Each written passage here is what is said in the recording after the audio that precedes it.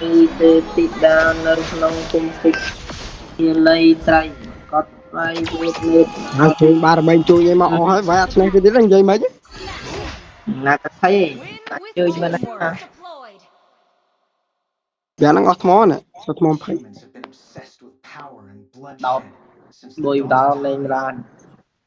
ôi mì chảo slap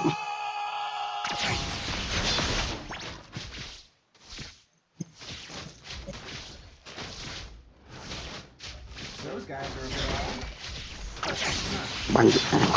ở đây nhọt đây mình gom ra trong ski với nhọt tịt đây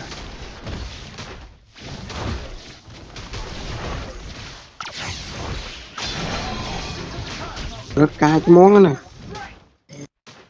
là mùi nó Hanabi đang máu đã buộc thôi là ngộp lên level nàng tôi nhóm nàng trời mà đã kia thời tiết buộc bà đây ở đây cho đai mình ở đây đai này với cho bà tôi cái này rồi bây giờ cái kia ban về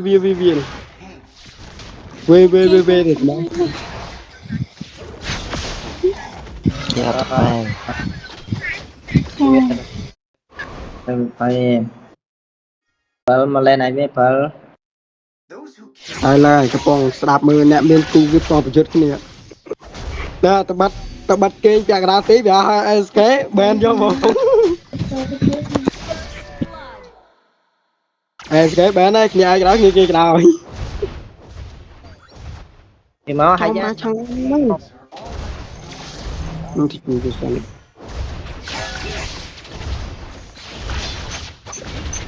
phải có chu với con ăn đâu đi nó có thật thò rồi tăng nhau mấy nhóm rồi lên ghép tăng một trôi lên nè thật thò thôi anh đi bên thôi chăm tọt nhắm không tọt nhắm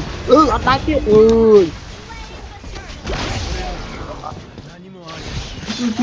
nhà chu mấy kho là chu kho lại nhá buôn này ban anh ban vợ buôn ngó vậy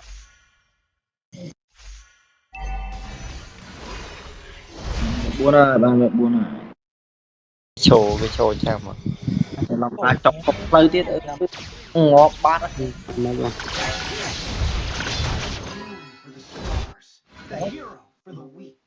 thôi mà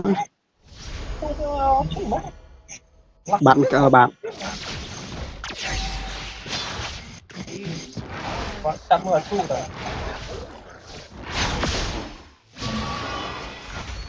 tôi ra bạn bơ thế là năng lỗ đã tao hay phê cái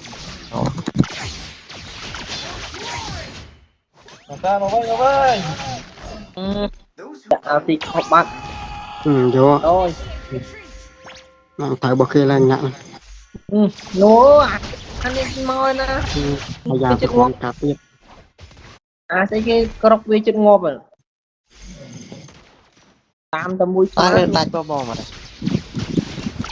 chú à da trâu lưng với trâu lo hay đó hay da tôi mà nó lên hụt một chán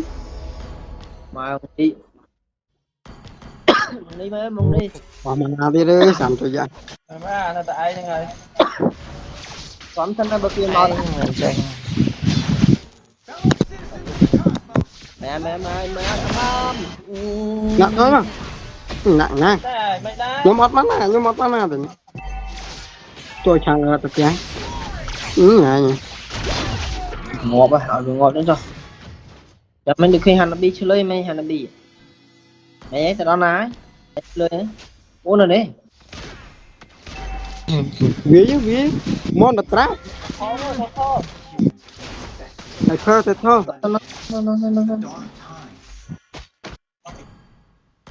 bạn ơi đi hoa thu cái mà aspil cái nào vậy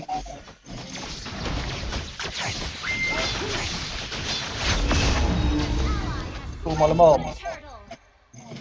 nè đọ mà đây với nhau nè khơi cho mà lọc nữa mà làm tôm chuối ta tay vô thò nữa mấy nhỉ tôi thò cái từ ớt ngon này Nhật chung tuần chẳng có tôi ra rồi à to dạ lâu rồi đấy thì như cái lâu mà này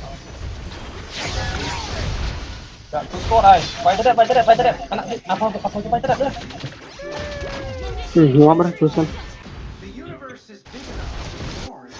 mình nói chuyện ngon mà nụ ôi hay già mà mồm bạch đó cái này lấy cho toán đi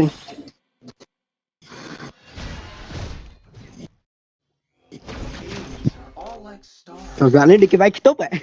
buồn kia Cháu chờ để ra mau môi môi đi cái này.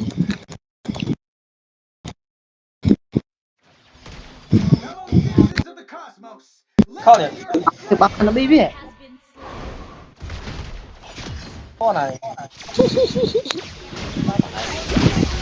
đừng thì Linh buôn là gì bây giờ?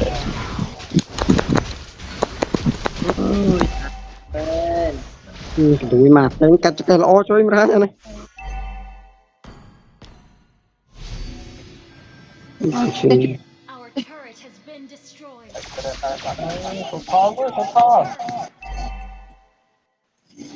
để mấy cái hay già bên này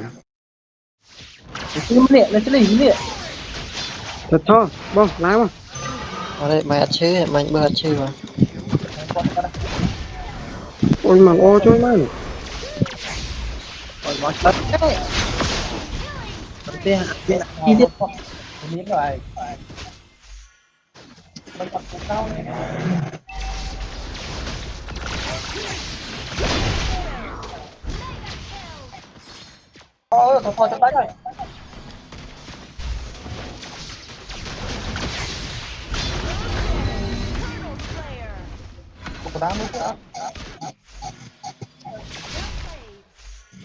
thôi bao tam bông cái nó cũng đấy tập keng cái đai phên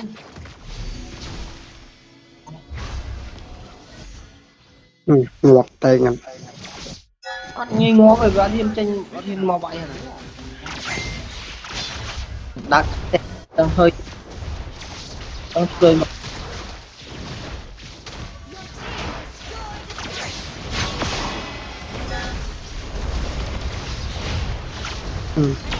là tiền tôi giật đấy nữa hay vậy cặp tự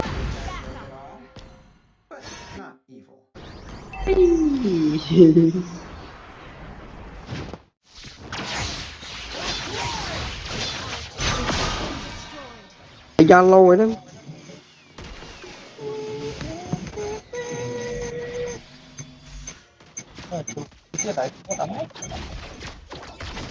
nó biến quắp đi chứ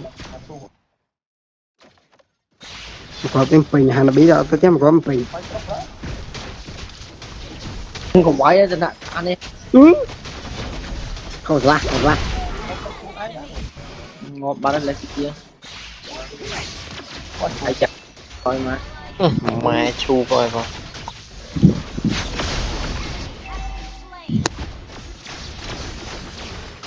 ôi này mà lươn mua ngoài té dữ rồi Turret is under attack. để bọc lột đó này chứ lột nha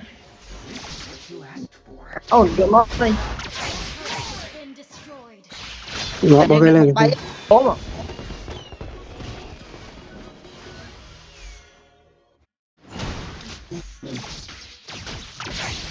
Enemy equipment on CD.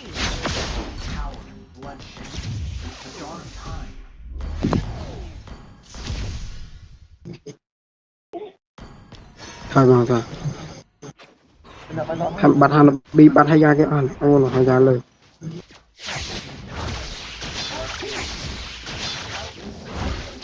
năm trong đăng ra chợ ba đấy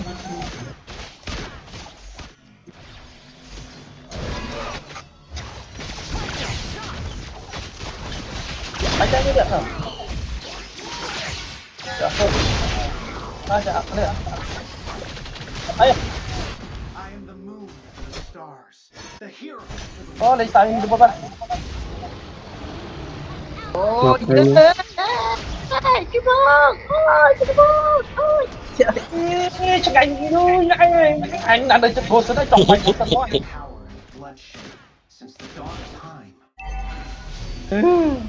có đó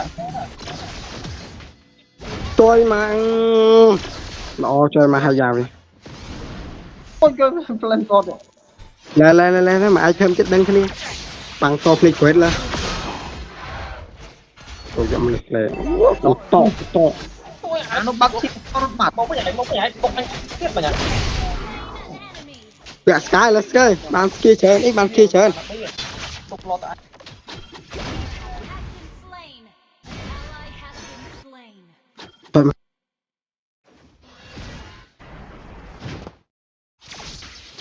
Ui, bông. Ngọt đi ngon à. mình cạo bánh mì cháu Cô nói với tê tê, cô nói với tê tê. Cô nói với tê tê.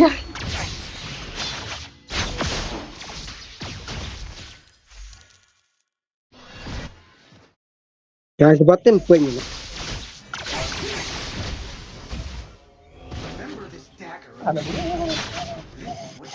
à ra An enemy has been slain. ra tên ác mấy tốt Has been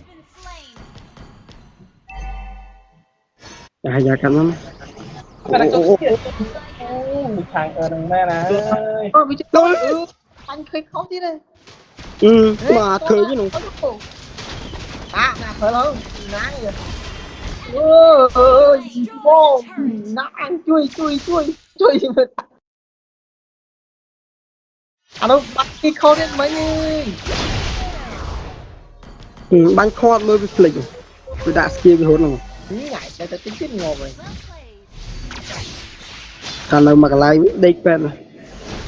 Nhà này thô đi, mà là cái nè, kia là rồi là tiền ô tô mà hay ra việc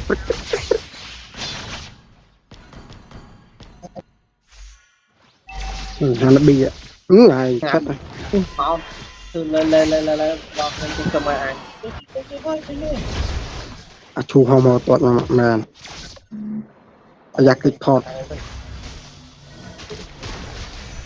ơi trên bị tia xong rồi nãy ngày giờ mi ata hệ tao nào để tháo này bực cái hút phải tăng nữa không tăng nha mà rồi chơi con này là nó ngại mà cô mày âm con nó mình con ai này ăn coi rồi là được plot như đấy mình tham mùi na có bán này trời mà ở mình nếu mày đây không ra kia cho